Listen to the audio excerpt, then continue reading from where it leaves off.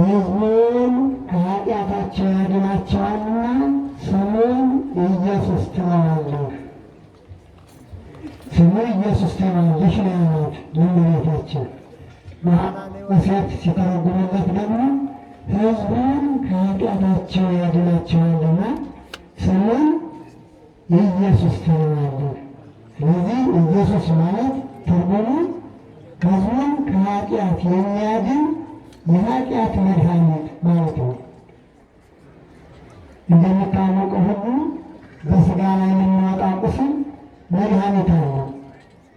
አንዱንም እንጨቱንም ምንም በጥሶ ምናምን ቀምሞ ሲያደርጉት ከሞት አያድንም መጨረሻ እንጂ ሊያድን ይችላል። የማይሞከሩ እንኳን የሰው ልጆች መላእክትም እንኳን ሊያድኑት ያልተቻለ አንድ በሽታ አለ። እሱ ምንድን ነው? ኃጢአት። ይህ ኃጢአት በሽታ መቼ ተጀመረ? አዳምና ሔዋን የእግዚአብሔርን ትእዛዝ ካፈረሱበት ጊዜ አንስቶ የበደሉትንም ያልበደሉትንም ሞት እስከሚገዛቸው ድረስ ኃጢአት ከባድ በሽታ ነበር። መድኃኔዓለም ሰው የሆነው ከዚያ ያድነው እና መድኃኔዓለም ማለት የዓለም መድኃኒት ማለት ነው። ዓለም የሚለውን ጨመርበት እንጂ ኢየሱስ የሚለው ወደ ግዕዝ ሲተረጎም መድኃኔዓለም ማለት ነው። መድኃኔዓለም የዓለም መድኃኒት ወይም ደግሞ ሕዝቡን ከኃጢአት የሚያድን ዓለምን ሁሉ ከኃጢአት በሽታ የሚያድን መድኃኒት ናቸው። የቁም ትርጉም ተረዳችሁት አይደል? አራት ተርጉመናልና ያንን የተሰጠውን የቤት ስራ ባናነበው ምን አይደል እንዳትሉ እንድታነቡት እና ቸሩ መድኃኔዓለም የሚባለው ወይም ቸሩ ኢየሱስ የሚባለው ነው ምንድን ነው? እና አጠቃላይ ሰው ሆኖ የሰራው ስራ በቸርነቱ ነው። በቸርነቱ የሰራው ስራ ነው። ሰው ብዙ የቸርነት ስራ ሰርቷል። በተለይም 3 ዓመት ከ3 ወር እየተዘዋወረ በሚያስተምርበት ጊዜ ብዙ የቸርነት ስራ ሰርቷል። ድውያንን መፈወስ ቸርነት ስራ ነው። ለምጻምን ማንጻት፣ ራሱ ማስተማር፣ ሙታንን ማንሳት፣ በአጋንንት የተጨነቁትን ከላያቸው አጋንንት ማባረር የቸርነት ስራ ነው። ይልቁንም በመስቀል ላይ ተሰቅሎ ደምን ማፍሰሱ የቸርነት ቸርነት፣ የደግነት ደግነት፣ የመልካምነት መልካምነት መገለጫ ቸርነት ነው። የቸርነት ስራ ነው። ከዚያ ውስጥ የሚገርሙኝ አንድ የተወሰኑ ቃላት አሉ። በዚህ በሉቃስ ወንጌልም ተገልጿል፣ በማቴዎስ ወንጌልም የተገለጸ የቸርነት ስራ ነው። ተነሱ አሳልፎ የሚሰጠኝ ቀርቧልና እንሂድ አላቸው ደቀ መዛሙርቱ። ተነስተው ሄዱ እና በዚህ ቆዩ አላቸው ብዙዎቹን ደቀ መዛሙርት። ከእነዚያ መካከል ደግሞ 3ቱን ባለሟሎቹን ይዞ ፈቀቅ አለ በጌቴሴማኒና በዚያ ሄጄ ጸሎት አድርጌ እስከምመጣ ድረስ በዚህ ቆዩ፣ በዚህ ጸልዩ፣ እየጸለያችሁ ቆዩ አላቸው። ተመልሶ ሲመጣ ተኝተው ነበር። ወደ ፈተና እንዳትገቡ ተግታችሁ ጸልዩ ብያችሁ አልነበረም? 1 ሰዓት ከኔ ጋር መስጋት አቃታችሁን አላቸው። አሁንም ተግታችሁ ጸልዩ ብሏቸው እንደገና ጸለዩ። ጸሎቱ ምን ነበረ? አባቱ ይሄ በፊት ያለው የሞት ጽዋ መራራ ጽዋ ፈቃድህ ከሆነ ከኔ ነው፣ ሳልጠጣው ከኔ ነው። ነገር ግን የአንተ ፈቃድ ይሁን እንጂ የኔ ፈቃድ አይሁን። ጌታችን ልጅ ምድር የመጣው የማን ፈቃድ ሊፈጽም ነው? የማን ፈቃድ ሊፈጽም ነው? የማን ፈቃድ ሊፈጽም ነው? የአባቱን ፈቃድ ሊፈጽም ነው። ስለዚህ ነው በለበሰው ሥጋ ይህ መራራ ሞት የሚያስጠላ የሚያስፈራ ነው። ከኔ ጋር ጥሩ ነበር፣ ነገር ግን የአንተ ፈቃድ ሊሆን ያለበት ነው እና ጸልዮ ሲያበቃ የሚያስይዘው መጣ። እየመራ ይዞት የመጣውን ሰራዊት ምልክት ተባብራችሁ ያዙት ብሎ ምልክት ሰጥቷቸው ነበርና ከጉልበቱ እንደ መልካም ደቀ መዝሙር መስሎ ከጉልበቱ ድፍት ብሎ ረቢ በሃ እንዴት ዋልክ? እንደምን አለህ? አለ። ወዳጅ በምሳም አሳልፈን ልትሰጠኝ መጣህን? አለ።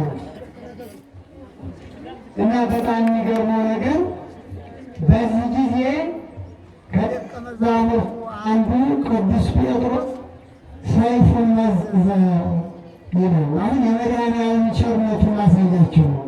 ሰይፉን መዘዘ እና የሊቀ ካህናቱን ባሪያ ስሙ ማርቆስ ይባላል። ጆሮውን ገልጦ ጣለው።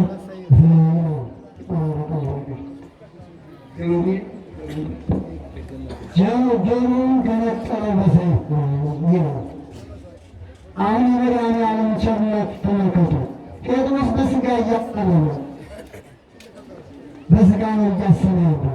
ሊዋጋ ነው። ጦርነት ማንሳቱ ነው። ጌታ ግን ለጦርነት አይደለም የመጣው። ጦርነቱ ሥጋዊ ሳይሆን መንፈሳዊ ጦርነት ነው። ከሰው ጋር ሳይሆን ከሰው ልጆች ጥንተ ጠላት ጋር ነው እና ጆሮውን ገንጥሎ ሲጥለው ምን አለ ጌታ? ተው፣ ሰይፍ የሚያነሱ ሁሉ በሰይፍ የሚገርሙ ሁሉ በሰይፍ ይጠፋሉ። ሰይፍህን ወደ ሰገባው መልስ። ይመስልሃልን አባቴ ለምነው ከ12 ሰራዊት የሚበልጥ ሰራዊት የማይልክልኝ ይመስልሃልን? ይህ ከሆነ ደግሞ ነቢያት የተናገሩት እንደምን ይፈጸማል?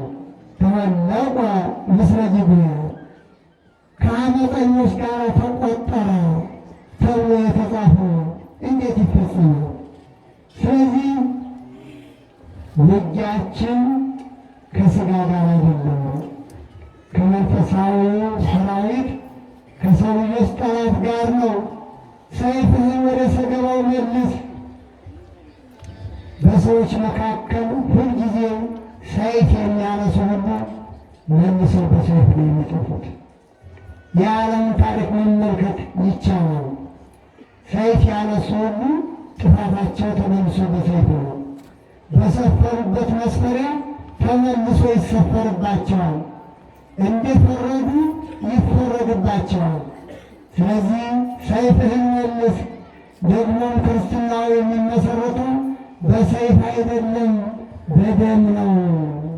የማንንም ደም በማፍሰስ አይደለም እና ሰይፍህን መልስ አለ እና ይህንን ብሎ ምን አደረገ?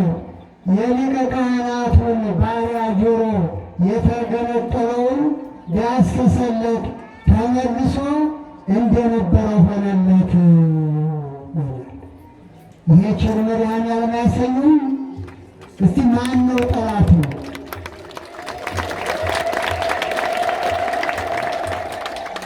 እኛ እናደርገዋለን የሚለው አሁን ጠላታችን ጠላት የምንለው ሰው የሚጠላው ሰው አባታችንን እናታችንን ወንድማችን የገደለው ሰው እንደዚህ በሰይፍ ቅንጥስ ብሎ ብናገኘው ምንድን ነው የምናደርገው? ተመልከቱት። ሊገድሉት የመጡት ሰይፍ ይዘው የመጡት ከዚያ መካከል ያላወቀው ጴጥሮስ በሰይፍ ገንጥሎ የጣለው ቢዳስሰው ተመልሶ እንደነበረ ሆነለት። እትራት እንኳ የሆነ ነገር ቁርጥ ካደረገን ሲድን እንኳ እትራቱ ይገኛል አይደለም? እትራት እንደሌለው አድርጎ እንደነበር አድርጎ ፈወሰ ነው። ቸሩ መድኃኔዓለም ቸር ነው እና ከዚያ ምን አደረገው?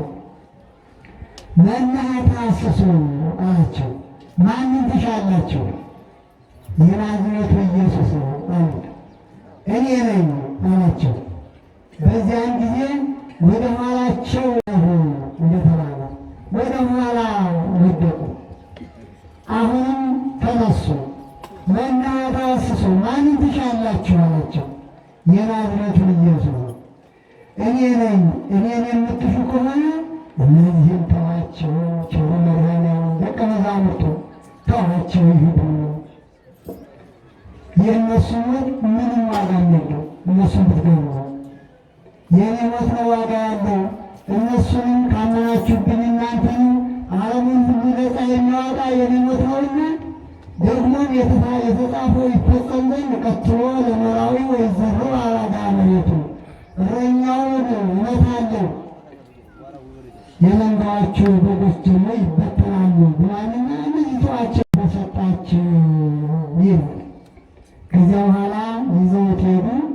የደረሰበት መከራ ያደረሱበት መከራ ስድቡ፣ ጡጫው፣ ሹምጡ ምኑ ተይዞ ተቆጥሮ ጲላጦስ እንኳን ሊፈታው ወዶ እኔ ይህን ሰው ምን አደረገ የምትል እፍታው ቢላቸው የለም አትፍታው ስቀል ወንበዴ ነበረ። ነፍስ ሲገድል፣ ሲቀማ፣ ሲዘር፣ ሲደፍር ሰውን ሲያስለቅስ የኖረ ነው እና እሱን ፍታልን። ኢየሱስ ግን ምን አድርጎ ነበረ? የሚሰቀልበት አንዳች ነጥብ ነበረ? ከመፈወስ በስተቀር ከማስተማር በስተቀር አጋንንት ከማስወጣት በስተቀር ምን አድርጓቸው ነበር? ነገር ግን የመጽሐፍት ቃል የአበው ተስፋ የነቢያት ትንቢት ይፈጸም ዘንድ ይህ ሊሆን ግድ ነውና ኢየሱስን አሳልፎ ሰጣቸው። እኔ ከዚህ ሰው ደም ንጹሕ ነኝ፣ በቅናታቸው አሳልፈው እንደሰጡት ያውቁ ነበርና እኔ ከዚህ ሰው ደም ንጹሕ ነኝ አለኝ። ሚስቱ ደግሞ መልእክት ላከችበት። እኔ ዛሬ በሕልሜ ስሰቃይ አድሬያለሁና በዚህ ሰው ላይ አንዳች ነገር እንዳታደርግ ተጠንቀቅ ብላ የጲላጦስ ሚስት ወደ ጲላጦስ ወደ ባለቤቷ መልእክት ልካ ነበሩ። የሆነ ሆኖ የተጻፈው ሊፈጸም ግድ ነውና አሳልፎ ሰጣቸው እና ፈቃዳቸውን ፈጸሙበት፣ ተሰቀለ ይላል። ሁለተኛው ቸርነቱ ደግሞ ተሰቅሎ ሳለ የሚወጉትን የሚተፉበትን የግፍ ግፍ የፈጸሙበትን ምንድን ነው? አባት ሆይ የሚያደርጉትን አያውቁምና ይቅር በላቸው። ይሄ ቸር መድኃኔዓለም ያሰኘው ይቅር በላቸው። ለጠላቶቹ የሚጸልይ እስቲ እኛ ስለ ጠላቶቻችን የምንናገረውን ነገር የምናስበውን እስቲ አስቡት። እስኪ ስለ ጠላቶቻችን ምንድን ነው የምናስበው? ሊያጥፋቸው ሊያደርጋቸው አይደል የምንለው? እሱ ግን የማያውቁትን ነውና የሚያደርጉት ይቅር በላቸው። እርግጥ ነው ይቅር የተባሉት ብዙ ሰዎች ከዚያ ከሰቀሉት ለምሳሌ እንደነ ጳውሎስ ያሉት ሌሎችም ብዙ ሰዎች በዚያ ይቅር ተብለው እንዲያውም አሳዳጆች የነበሩት ተሳዳጆች ሆነው እስከ መጨረሻ ሲመሰክሩ ነው በክብር በሰማዕትነት ያረፉ ብዙዎች ናቸው። ቤት ይቁጠራቸው፣ እሱ ያውቃቸው እና ቸር መድኃኔዓለም ለእኛ ያደረገው ነገር በጣም ብዙ ነው። ቸር መድኃኔዓለም የብዙ ትርጉም ነው ብያቸዋለሁ። እስቲ በዕብራይስጡ መጀመሪያ ከእግዚአብሔር የተላከው ቅዱስ ገብርኤል ከአፉ ከአንደበቱ የወጣው ቃል ስሙ ማን ይባላል ያልኳችሁ? ማን ነው? ኢየሱስ በሚለው ስም አይታፈሩ። ግድ የላችሁ ሌሎች ደጋግሞ ስለጠሩት እኛ ልንሸሸው ልንጠላው አይገባው። ስም ነው የዳነው። ይህ ስም ነው በታቦተ ሕጉ ላይ የተጻፈው የምንቀድስበት፣ ሥጋ ወደሙን የምናከብርበት፣ አምልኮ የምንፈጽምበት በዚህ ስም ነው። በዚህ ስም ካላመን ጥምቀታችን እንዴት ቻለው የሚሆነው? በዚህ ስም ካመን በኋላ ነው በአብ በወልድ በመንፈስ ቅዱስ የምንጠመቀው ጥምቀት የሚሰራው ልጅነትን የሚያሰጠን ይህ ስም ነው። ጸሎታችን የሚያደርገው በዚህ ስም ነው። ቸሩ መድኃኔዓለም እስቲ የቸርነቱን ስራ ደግሞ እንዲሰራልን ሀገራችንን ሰላም እንዲያደርግልን በእውነት በግፍ የሚፈስ እንባ አለ፣ በግፍ የሚፈስ ንጹሕ ደም አለ፣ ብዙ ችግር አለ። ይህንን ሁሉ ተመልክቶ ቸሩ መድኃኔዓለም ያንን 5500 ዘመን የነበረውን መከራ በመስቀል እንዲያሳልፈው ዛሬም በቃ እንዲለን እንዲያሳልፍልን እስቲ ቸሩ መድኃኔዓለምን ፈቃድ ይሁን በሉት እስቲ።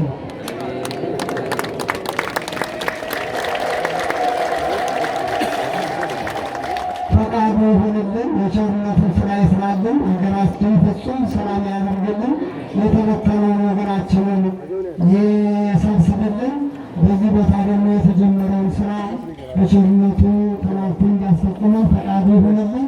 በዚህች ዕለት በመድኃኔዓለም ስም የሰጣችሁትን ስጦታችሁን፣ የጸለያችሁትን ጸሎታችሁን፣ የዘመራችሁትን መዝሙራችሁን፣ አምልኳችሁን፣ የቤታችሁ መድኃኔዓለም በቸርነቱ ይቀበሉላችሁ። አቡነ ዘበሰማያት አባታችን ሆይ በሰማያት የምትኖር ስምህ ይቀደስ፣ መንግሥትህ ትምጣ፣ ፈቃድህ በሰማይ እንደሆነች እንዲሁ በምድር ትሁን።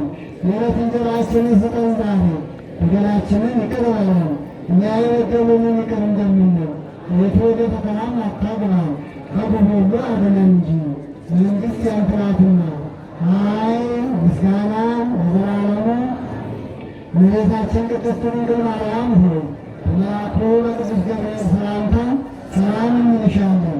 በሐሳብሽ ድንግል ነሽ፣ በሥጋሽም ድንግል ነሽ። የአሸናፊ እግዚአብሔር እናት ሆይ ሰላምታ አንቺ ይገባሻል። ከሴቶች ሁሉ ተለይተሽ አንቺ የተባረክሽ ነሽ፣ የማኅፀንሽ ፍሬ የተባረከ ነው። ጸጋን የተመላሽ ሆይ ደስ ይበልሽ፣ እግዚአብሔር ከአንቺ ጋር ነውና ከተወደደው ልጅሽ ከጌታችን ከመድኃኒታችን ከኢየሱስ ክርስቶስ ዘንድ ይቅርታን ለምኝልን ኃጢአታችንን ያስተሰርይልን ዘንድ ለዘላለሙ አሜን።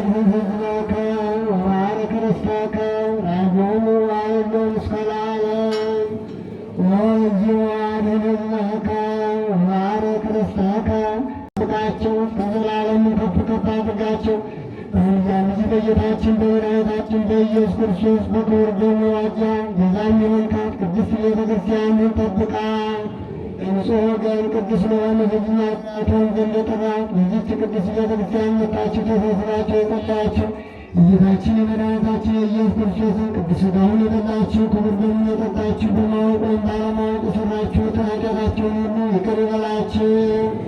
ሥጋ መለኮት ስለሚባል ሥጋው የሕግና የሥርዓት ደም ስለሚሆን ደሙ የአሸናፊ እግዚአብሔር ልጅ ሥጋ በድንጋሌ በድናፈትን የምትኖር የማርያም ልጅ ኢየሱስ ክርስቶስ ባለፈው ይቅር ይበላችሁ፣ በሚመጣውም የጠብቃችሁ ለዘላለሙ ዞ መሐረነ ክርስቶስ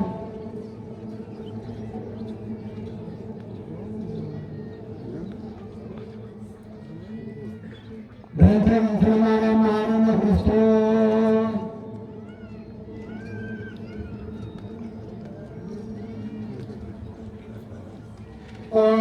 ኢየሱስ ክርስቶስ ስራ ኃጢአት ኃጢአት ሁሉ የተማስራ ኃጢአትን እግዚአብሔር ይፍታ።